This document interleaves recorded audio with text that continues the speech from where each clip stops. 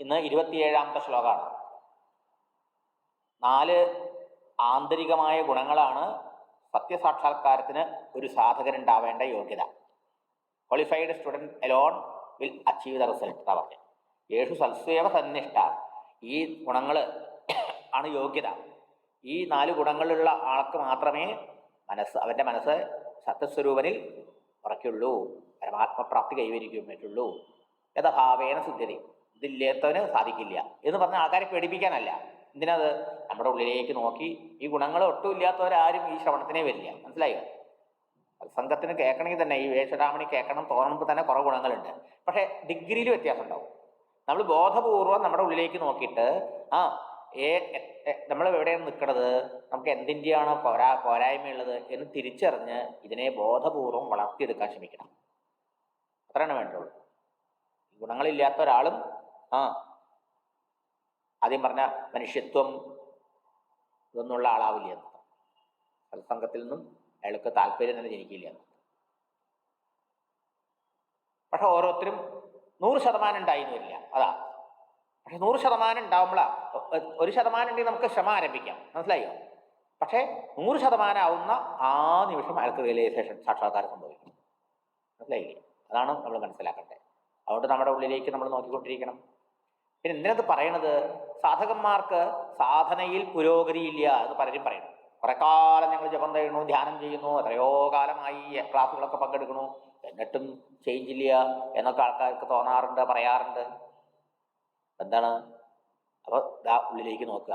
എവിടെയെങ്കിലുമൊക്കെ നമുക്ക് പോരായ്മകൾ ഉണ്ടാവും. ഇപ്പോൾ രോഗി വിളറിയിരിക്കണു, ആ രോഗിക്ക് വലിയ ക്ഷീണം തോന്നണു എന്നൊക്കെ പറഞ്ഞ് ഡോക്ടറെ അടുത്ത് പോകുമ്പോൾ ഡോക്ടർ ടെസ്റ്റൊക്കെ നടത്തും കേട്ടോ. അപ്പോൾ ടെസ്റ്റൊക്കെ നടത്തി റിസൾട്ട് നോക്കിയിട്ട് പറയും ഇയാൾക്ക് പലതിൻ്റെയും പോരായ്മകളുണ്ട്, പലതിൻ്റെയും ഡെഫിഷ്യൻസി ഉണ്ട്. പറയില്ലേ? അല്ലേ പറയാം.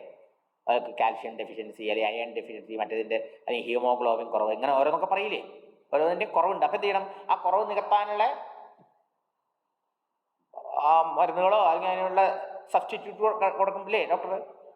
അതെ, ഇതുമാതിരി നമുക്ക് എന്തുകൊണ്ടാണ് സ്പിരിച്വൽ പ്രോഗ്രസ് ഇല്ലാത്തത് എന്ന് നോക്കുമ്പോൾ, ഉള്ളിലേക്ക് നോക്കുമ്പോൾ ഈ ഗുണം വായിച്ചിട്ട് നോക്കുമ്പോൾ മനസ്സിലാവും നമുക്കുമുണ്ട്. ചിലപ്പോൾ വിവേകം കമ്മിയായിരിക്കും, ചിലപ്പോൾ വൈരാഗ്യത്തിൻ്റെ കമ്മിയായിരിക്കും, ചിലപ്പോൾ ശമം കുറവായിരിക്കും. മനസ്സിലായില്ലേ?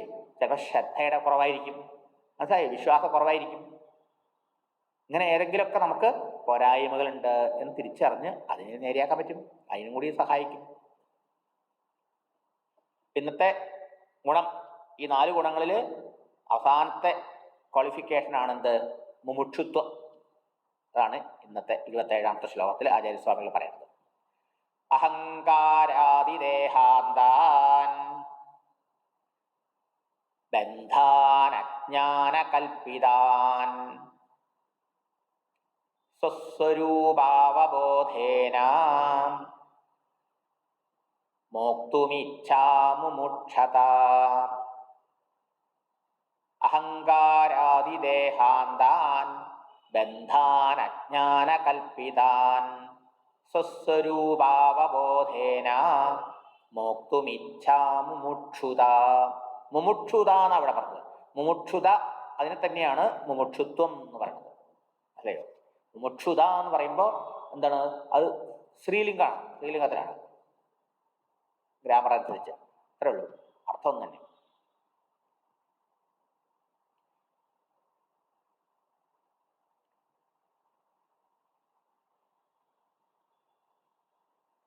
എന്താണ് മുമുക്ഷുത അഥവാ മുമുക്ഷുത്വം? മോക്തും ഇച്ഛ മുമുക്ഷുത. തന്നെ മോചിപ്പിക്കാനുള്ള ഇച്ഛ. ഇച്ഛ ആഗ്രഹം. എന്താഗ്രഹം? തൻ്റെ പരിമിതികൾ എന്തൊക്കെയാണ് എന്ന് മനസ്സിലാക്കി, ആ പരിമിതികളുടെ കാരണം എന്താണെന്ന് മനസ്സിലാക്കി, എൻ്റെ ജീവിത ലക്ഷ്യം എന്താണെന്ന് മനസ്സിലാക്കി, ആ ലക്ഷ്യപ്രാപ്തിക്കുള്ള ഉപായങ്ങളും മാർഗങ്ങളൊക്കെ എന്താണെന്ന് മനസ്സിലാക്കി അതിനെ നേടാനുള്ളതായ ആഗ്രഹം. തൻ്റെ പരിമിതികളിൽ നിന്ന് പുറത്തു കിടക്കാനുള്ളതായ ആഗ്രഹം. തന്നെ ഇന്ന് അലട്ടുന്ന അപൂർണതാബോധത്തിൽ നിന്ന് പുറത്തു കിടക്കാനുള്ള ആഗ്രഹം. മോക്തുമിച്ഛാച്ച മോചിപ്പിക്കാൻ, തന്നെ മോചിപ്പിക്കണം, തന്നെ ഫ്രീ ആക്കണം, അടിമത്വത്തിൽ നിന്ന് മോചിപ്പിക്കണം.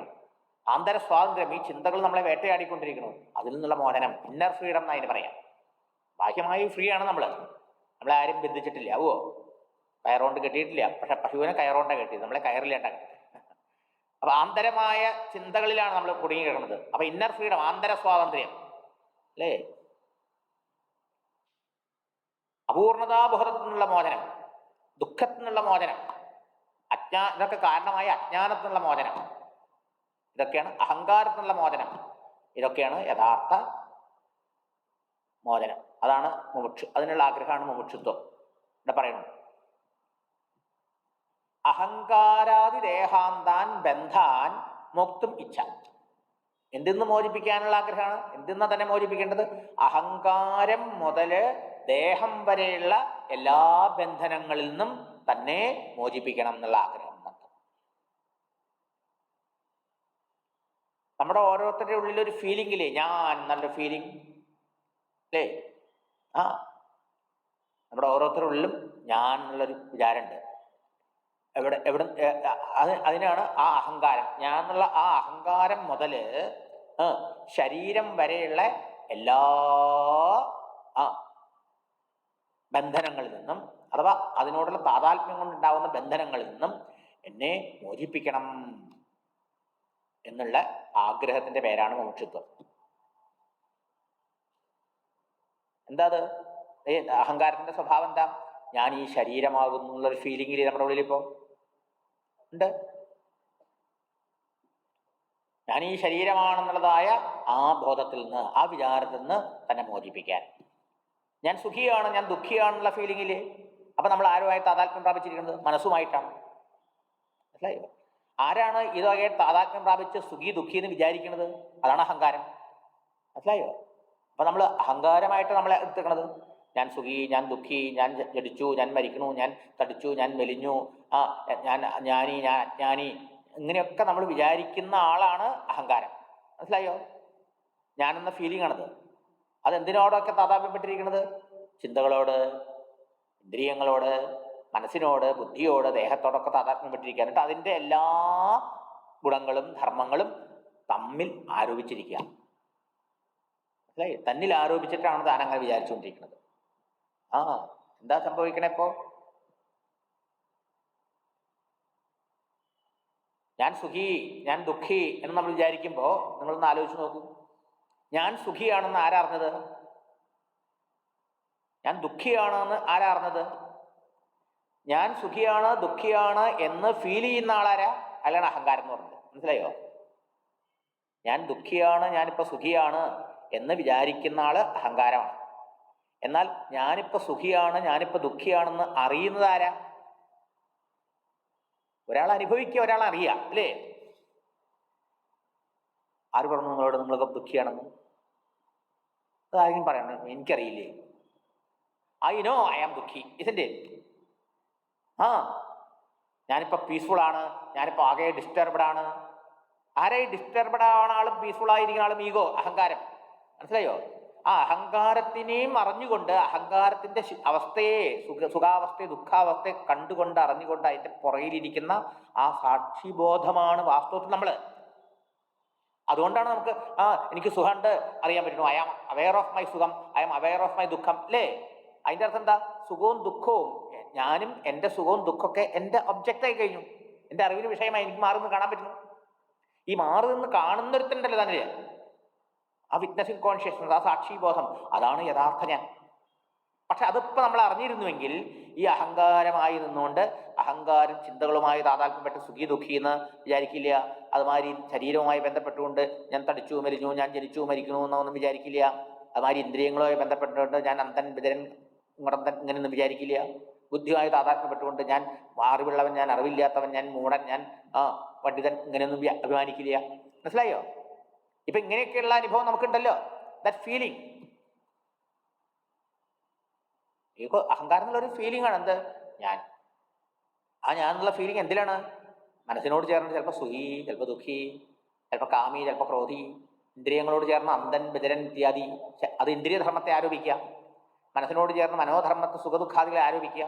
ബുദ്ധിയോട് ചേർന്ന് ബുദ്ധിയുടെ ധർമ്മങ്ങളാവുന്ന അറിവിനെ അറിവില്ലായ്മയെ ആരോപിക്കുക. ശരീരത്തിനോട് ചേർന്ന് ശരീരത്തിന്റെ ജനനമരണാദികളെയും, അതിന് വാർദ്ധക്യം അല്ലേ, ഞാൻ രോഗി അല്ലേ, ഇതൊക്കെ എന്തിൻ്റെയാ? ഇതൊക്കെ അഭിമാനിക്കുന്ന ഈ അഹങ്കാര. എന്നാൽ ഇതിനെ അറിയുന്നതോ സാക്ഷി ബോധം. അതാണ് യഥാർത്ഥ ഞാൻ. മനസ്സിലായില്ലേ? അപ്പൊ അഹങ്കാരാദി ദേഹാന്താൻ ബന്ധാൻ, അഹങ്കാരം മുതൽ ദേഹം വരെയുള്ള എല്ലാത്തിനോടുള്ളതായ ഈ അഹങ്കാരത്തിന് താതാത്മ്യത്തെയാണ് ബന്ധം എന്ന് പറയുന്നത്. അതിൽ നിന്ന് മോചിപ്പിക്കാൻ, തന്നെ മോചിപ്പിക്കാനുള്ള ആഗ്രഹം. എങ്ങനെയാ അത് വന്നത്? ഈ ദേഹാദികളിലൊക്കെ ഞാനെന്നുള്ള ബുദ്ധി എങ്ങനെ വന്നത്? അജ്ഞാനകൽപ്പിതാൻ, അജ്ഞാനത്താൽ, എൻ്റെ സ്വസ്വരൂപത്തെ അറിയായ്മയാകുന്ന അജ്ഞാനത്താൽ എന്നിൽ ആരോപിച്ചതാണ്, കൽപ്പിച്ചതാണ്. അതൊരു കൽപ്പനയാണ്, മനസ്സിന്റെ സങ്കല്പമാണത്. അതിൽ നിന്ന് എങ്ങനെ മോചിക്കാൻ പറ്റും? സ്വസ്വരൂപ അവബോധേന, തൻ്റെ സ്വസ്വരൂപത്തെ, യഥാർത്ഥ സ്വരൂപത്തെ കുറിച്ചുള്ള അറിവ് നേടുന്നതിലൂടെ. യഥാർത്ഥ ഞാൻ ആരാ? സുഖ അഹങ്കാരം മാറിക്കൊണ്ടിരിക്കും അല്ലേ? ചിലപ്പോൾ സുഖി, ചിലപ്പോൾ ദുഃഖി, ഓരോന്നും ചേർന്നിട്ട്. എന്നാലോ നേരത്തെ ദുഃഖമായിരുന്നു എന്നുള്ളതിനും ഇപ്പൊ സുഖാന്നുള്ളതിനും രണ്ടിനെയും കണ്ടുകൊണ്ട് അറിഞ്ഞുകൊണ്ടിരിക്കുന്ന ഞാൻ, സാക്ഷിയായ ഞാൻ ഒരിക്കലും മാറുന്നില്ല, വരും പോകും ചെയ്യുന്നില്ല. പിന്നെന്താ? ഇതിനാണ് വേദാന്ത ശാസ്ത്രം പറയുന്നത് അനാത്മനി ആത്മബുദ്ധി. ആത്മാവല്ലാത്ത ഉള്ള ദേഹാദി വസ്തുക്കളിൽ ആത്മാവെന്നുള്ള ബുദ്ധി യാതൊന്നു ജഗത്രേ. എഴുത്തച്ഛൻ പറയും രാമായണത്തില്, ആത്മാവാകുന്ന തന്നെ അങ്ങനെ അറിയാതെ ഈ അനാത്മവസ്തുക്കൾ, അഹങ്കാരം മുതൽ ദേഹം വരെയുള്ളതൊക്കെ അനാത്മവസ്തുക്കളാണ്, ദൃശ്യവും ജഡവുമായിട്ടുള്ള. അതിലൊക്കെ താനെന്നുള്ള വിചാരം ഉണ്ടല്ലോ, ബുദ്ധി ഉണ്ടല്ലോ, അതാണ് ബന്ധം. അതുമാതിരി ജഗതി സത്യബുദ്ധി, ജഗത്ത് സത്യമാണെന്നുള്ള വിചാരം, അതും ബന്ധനത്തിന് കാരണം. ഇവിടെ പറയുന്നത് ആത്മാവിനെ അനാത്മാവായി തിരിച്ചതാണ്. അതിന് കാരണം അജ്ഞാനമാണ്. എന്തുകൊണ്ട് ഇങ്ങനെ ഞാൻ ഇമാജിൻ ചെയ്തു? അത് അജ്ഞാനം കൊണ്ട്. അതിന് കാരണം എന്താണെന്ന് വെച്ചാൽ അജ്ഞാനമേ പറയാൻ പറ്റുള്ളൂ. എൻ്റെ സ്വരൂപം അങ്ങനെ സാക്ഷിയായിരിക്കെ ഞാൻ ബദ്ധനാണ്, കുടുങ്ങിയെന്ന് ഞാൻ വിചാരിക്കണ്ടെങ്കിൽ അതിനെന്ത് കാരണം? അത് അജ്ഞാനം. ഞാൻ നിത്യനും ശുദ്ധനും ബുദ്ധനും മുക്തനും ഒക്കെയാണ്, ഞാൻ സച്ചിദാനന്ദ സ്വരൂപനാണ് എന്നൊക്കെ ശാസ്ത്രം പറയണു, നമ്മുടെ അനുഭവം. പക്ഷെ അങ്ങനെയല്ല എന്ന് എനിക്ക് തോന്നുന്നു. അതിൻ്റെ പേരാണ് അജ്ഞാനം.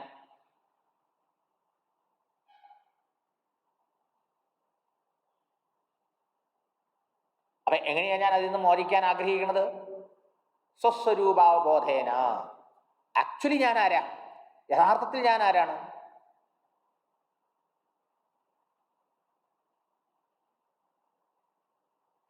ചിലപ്പോൾ ഞാൻ സുഖി, ഞാൻ ചിലപ്പോൾ ദുഃഖി അല്ലേ? അപ്പൊ ശരിക്കും ഞാൻ സുഖി ദുഃഖിയോ? ശരിക്കും ഞാൻ ആരാ? ഈ സുഖവും ദുഃഖി അഭിമാനിക്കുന്ന അഹങ്കാരം ഇല്ലാണ്ടാവണല്ലേ ഉറക്കത്തില് അല്ലേ? അപ്പൊ സുഖവും ദുഃഖവും ഇല്ല, അനുഭവിക്കാൻ ആളില്ല. ഉണരുന്ന അയാളെ അഹങ്കാരം, ഞാനെന്ന വൃത്തിയാണ്, തോട്ടാണ് ഉണർന്നത്. ഉണർന്ന ഉടനെ ഇവയെ ഓരോന്നിൽ കയറി പിടിക്കുകയും എന്നിട്ടോ സുഖി ദുഃഖി എന്ന് അഭിമാനിക്കുകയും. അപ്പൊ യഥാർത്ഥത്തിൽ ഞാൻ ആരാണ് എന്ന ആ അറിവ് നേടി കഴിഞ്ഞാൽ ഈ ബന്ധനത്തിൽ നിന്ന് മോചനം എളുപ്പമായി. അപ്പൊ യഥാർത്ഥത്തിൽ ഞാൻ ആരാണെന്നുള്ള അറിവില്ലായ്മ കൊണ്ടാണ് തന്നെ മറ്റൊന്നായി തിരിച്ചരിക്കുന്നത്. മനസ്സിലായില്ലേ? അതുകൊണ്ടുണ്ടായതാണ് ഈ ബന്ധനം. അതും തന്നെ മോചിപ്പിക്കാനുള്ളതായ ആഗ്രഹം. ചിന്തിച്ചു നോക്കൂ, എല്ലാ ആൾക്കാർക്കും ജീവിതത്തിൽ ദുഃഖമുണ്ട് അല്ലേ? നമ്മളത് ചിന്തിക്കണം. സന്തോഷം ആഗ്രഹിക്കുന്ന എല്ലാ ആൾക്കാരും, പക്ഷെ സങ്കടം ധാരാളം വന്നു ചേരുന്നു അല്ലേ? ദുഃഖം ആരും ആഗ്രഹിക്കുന്നില്ല, പിന്നെയും ധാരാളം ദുഃഖം വന്നു ചേരുന്നു. പക്ഷേ അങ്ങനെ ജീവിതത്തിൽ ദുഃഖവും ക്ലേശവും ദുരിതവും അനുഭവിക്കുന്ന എത്രയോ ആൾക്കാരുണ്ടെങ്കിലും എല്ലാവരും മുമുക്ഷുക്കളാണോ? മോക്ഷം ആഗ്രഹിക്കുന്നവരാണോ? ക്ഷേത്രത്തിൽ പോണത്, അമ്പലത്തിൽ ദൈവത്തിനെ ഭജിക്കുന്നത് പോലും നമുക്ക് ഈ മോക്ഷം വേണമെന്ന് പറഞ്ഞിട്ടാണോ? ഈ ബന്ധത്തിൽ നിന്നും ദുഃഖത്തിൽ നിന്നും മോചനം വേണമെന്ന് പറഞ്ഞിട്ടാണോ? അല്ല. ചിന്തിച്ചു നോക്കൂ. അപ്പൊ ദുഃഖിതരാണ് എല്ലാവരും, പക്ഷേ എല്ലാവരും അതൊന്നും മോചനം വേണമെന്ന് ആഗ്രഹിക്കുന്നില്ല. മുമുക്ഷുക്കളല്ല. ആരാണ് മുമുക്ഷു? മുമുക്ഷു ശരിക്കും എന്താണ് ബന്ധനം? ബന്ധനം അജ്ഞാനം കൊണ്ടാണ്. എൻ്റെ സ്വരൂപത്തെക്കുറിച്ചുള്ള അറിവില്ലായ്മ കൊണ്ടാണ് ബന്ധനം ഉണ്ടായത് എന്ന് മനസ്സിലാക്കി എൻ്റെ യഥാർത്ഥ സ്വരൂപത്തെ അറിഞ്ഞുണർന്ന് അജ്ഞാനത്തെ അതിവർത്തിക്കണം എന്ന് ആഗ്രഹിക്കുന്നവനാണ് യഥാർത്ഥ മുമുക്ഷു. അപ്പൊ എങ്ങനെയാ എൻ്റെ യഥാർത്ഥ സ്വരൂപത്തെ അറിയാൻ കഴിയുക? എൻ്റെ യഥാർത്ഥ സ്വരൂപത്തെ അറിയായ്മയാകുന്ന അജ്ഞാനം കൊണ്ടാണ് എന്നെ ദേഹാദികളായി ഞാൻ തെറ്റിദ്ധരിച്ചിട്ട് ഞാൻ ബന്ധനത്തിനായത്. അപ്പൊ അതിന്ന് എന്നെ മോചിപ്പിക്കാനുള്ള ഒരേ ഒരു മാർഗം എൻ്റെ യഥാർത്ഥ സ്വരൂപത്തെക്കുറിച്ചുള്ള ജ്ഞാനം നേടലാണ്. മനസ്സിലായോ? അപ്പൊ എൻ്റെ സ്വരൂപത്തെക്കുറിച്ചുള്ള വിസ്മൃതി കൊണ്ട് എന്നെ മറ്റൊന്നായി തെറ്റിദ്ധരിച്ചത് കൊണ്ടാണ് ബന്ധനം ഉണ്ടായതെങ്കിൽ എൻ്റെ യഥാർത്ഥ സ്വരൂപത്തിലേക്ക് എനിക്ക് ഉണരണമെങ്കിൽ എൻ്റെ സ്വരൂപത്തെക്കുറിച്ച് അറിവ് കൊണ്ടല്ലേ സാധിക്കുള്ളൂ. അതുകൊണ്ടാണ് ഈ ജ്ഞാനം കൊണ്ടാണ് മോക്ഷം സാധിക്കുള്ളൂ എന്ന് പറഞ്ഞത്. അങ്ങനെയുള്ള ഒരാള് ആ സ്വരൂപത്തെക്കുറിച്ചുള്ള അറിവ് നേടി ആ അറിവില്ലായ്മ കൊണ്ട് വന്നു ചേർന്ന ബന്ധനത്തിൽ തന്നെ മോചിപ്പിക്കാൻ ആഗ്രഹിക്കുന്ന ആളെയാണ് മുമുക്ഷു എന്ന് പറയുന്നത്. ബന്ധനം ആരും ആഗ്രഹിക്കണില്ല. ശരിക്കും പറഞ്ഞ പരിമിതി ആർക്കും ഇഷ്ടമല്ല. എന്നിട്ടും അവരെല്ലാവരും മുമുക്ഷുക്കളാവുന്നില്ല. അതാണ് രസം. അതിനെന്താ കാരണം? എന്തുകൊണ്ടാണ് ഈ ബന്ധനം എന്ന് അറിയാത്തത് കൊണ്ടാ. അറിയായോ? അജ്ഞാനത്താൽ എൻ്റെ സ്വരൂപത്തെ അറിയാതെ എന്നെ തെറ്റായി ധരിച്ചത് കൊണ്ടാണ് ഈ പ്രോബ്ലമൊക്കെ വന്നത്, ഈ ബന്ധനം വന്നത് എന്ന് അറിഞ്ഞാൽ മാത്രമേ ആ അജ്ഞാനത്തെ അതിവർത്തിക്കണം, എൻ്റെ യഥാർത്ഥ സ്വരൂപത്തെക്കുറിച്ച് ജ്ഞാനം നേടണം എന്ന് മനസ്സിലാക്കിക്കൊണ്ട് അതിന് പറ്റിയൊരു ഗുരുനാഥനെ സമീപിക്കാൻ തോന്നുള്ളൂ. മനസ്സിലായോ? അതറിയുന്നില്ല പല ആൾക്കാരും, അധികം ആൾക്കാരും. അപ്പൊ നമ്മൾ മനസ്സിലാക്കണം, പ്രോബ്ലം ഉള്ളിലാണ്. മനസ്സിലായോ? പുറത്തല്ല. പുറത്താരും ബന്ധിച്ചിട്ടില്ല. എൻ്റെ ഉള്ളിലാണ് പ്രോബ്ലം ഇരിക്കുന്നത്. അതിനുള്ള പരിഹാരം എൻ്റെ ഉള്ളിൽ തന്നെയാണ്. മനസ്സിലായില്ലേ? എന്താണ് പ്രോബ്ലം? അതിൻ്റെ ഉള്ളിൽ അജ്ഞാനമാണ്. എൻ്റെ സ്വരൂപത്തെക്കുറിച്ചുള്ള ആ അജ്ഞാനമാണ് കാരണം. അതിന് പരിഹാരം എൻ്റെ സ്വരൂപത്തെ അറിയലാണ്. ഇത് വളരെ വളരെ പ്രധാനപ്പെട്ടത്.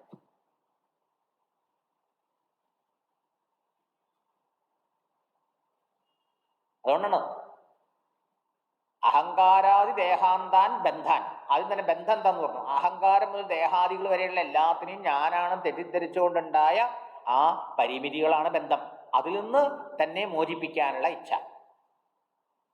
മനസ്സിലായില്ലേ? എന്തുകൊണ്ടാണ് അഹങ്കാരാദി ദേഹം വരെയുള്ള എല്ലാത്തിനെയും ഞാനാ തെറ്റിദ്ധരിച്ച് ബന്ധനത്തിലാവാൻ കാരണം? അജ്ഞാന കൽപ്പിതാൻ. അത് അജ്ഞാനം കൊണ്ട് ആണത്. എന്തിന്റെ അജ്ഞാനം? യഥാർത്ഥത്തിൽ ഞാൻ ആരാണ്, ഞാൻ ഈ അഹങ്കാരമാണോ എന്ന് വിചാരം ചെയ്യുന്നില്ല. ഞാൻ സുഖി, ഞാൻ ദുഃഖി എന്ന് പറഞ്ഞാൽ അതിന് ഞാൻ അങ്ങനെ രോഗി അങ്ങനെ വിചാരിച്ചു വിഷമിച്ചുകൊണ്ടിരിക്കല്ലാതെ എൻ്റെ ഞാൻ സുഖിയാണെന്നും ഞാൻ ദുഃഖിയാണെന്നും ആര് പറഞ്ഞു എന്നോട്? ആരാണത് അറിഞ്ഞത് എന്ന് സ്വയം വിചാരം ചെയ്ത് നോക്കാൻ തയ്യാറാവണില്ല.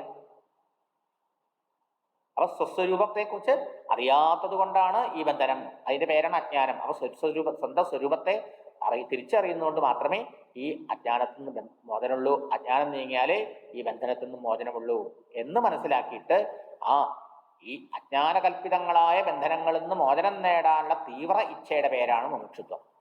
തീവ്ര ഇച്ഛ, അത് വളരെ പ്രധാനം. ബേണിംഗ് ഡിസയർ എന്നാ ഗുരുദേവൻ പറഞ്ഞത്. മനസ്സിലായോ? ഇതാണ് മോക്ഷം. എങ്ങനെയാണ് മോക്ഷം? ബന്ധം അജ്ഞാനത്താലാണ്. അപ്പൊ എങ്ങനെയാ മോക്ഷം സാധിക്കുക? അജ്ഞാനനാശം കൊണ്ട് സാധിക്കുക. അജ്ഞാനത്തെ നശിപ്പിക്കാൻ ജ്ഞാനത്തിനെ പറ്റുള്ളൂ. ഇരുട്ടിനെ നീക്കാൻ വെളിച്ചത്തിനെ പറ്റുള്ളൂ. എന്തിനെങ്കിലും കുറിച്ചുള്ള അജ്ഞാനമാണോ? അല്ല, ഞാൻ ആരെന്നുള്ള അറിവില്ലായ്മ. മനസ്സിലായില്ലേ? എൻ്റെ യഥാർത്ഥ നേച്ചറിനെ കുറിച്ചുള്ള അറിവില്ലായ്മ. അപ്പൊ അതിന് എന്ത് ജ്ഞാനാ വേണ്ടത്? അവനോനെ കുറിച്ചുള്ള അറിവ്, അവനവന്റെ സ്വരൂപത്തെക്കുറിച്ചുള്ള അറിവ് വേണ്ടത്. അതാണ് ആത്മജ്ഞാനം എന്ന് പറയുന്നത്. മനസ്സിലായോ? Self knowledge. അതിനുള്ള തീവ്രമായ ഇച്ഛ, ബേണിംഗ് ഡിസയർ. തലയ്ക്ക് തീ പിടിച്ച ഒരാൾക്ക് വേറെ എന്താ വേണ്ടത്? അയാൾക്ക് വെള്ളം മാത്രമേ വേണ്ടത്, അല്ലേ? ഇവിടെ വെള്ളം ഇച്ച് ചാടി തീ കിടത്താൻ. അതുപോലെയുള്ള ഇച്ഛ നടത്തം. ഇതിന്റെ യഥാർത്ഥ സ്വരൂപം എന്താണ്? താൻ ആത്മാവാണെന്നുള്ള ബോധം ഇല്ലാത്തത് കൊണ്ട് തന്നെ ദേഹാദികളായി തെറ്റിദ്ധരിച്ചു. അതുകൊണ്ടുണ്ടായ എല്ലാ കഷ്ടനഷ്ടങ്ങളിൽ നിന്നും തന്നെ മോചിപ്പിക്കണം എന്ന അടങ്ങാത്ത ആഗ്രഹമുള്ള ആള് മുമുക്ഷു. ഈ മുമുക്ഷുത്വം വളരെ പ്രധാനപ്പെട്ടതാണ്. സംസാര ദുഃഖങ്ങൾ അനുഭവിക്കാത്ത ആൾക്കാരില്ല ലോകത്തില്. പിന്നെയും ദുഃഖം തരുന്നതിൽ പോയി ചാടുക. അല്ലാതെ ഇതിന്ന് മോചനം വേണമെന്നുള്ള ആഗ്രഹം ആത്മാർത്ഥമായിട്ട് വന്നിട്ട് അതിന് പറ്റിയ ഗുരുനാഥനെ സമീപിക്കുന്നില്ല എന്നർത്ഥം. ഇതാണ് അപ്പോ മുമുക്ഷുത്വം എന്ന് പറഞ്ഞ ഗുണമാണ് ഈ ശ്ലോകത്തിൽ പറഞ്ഞത്.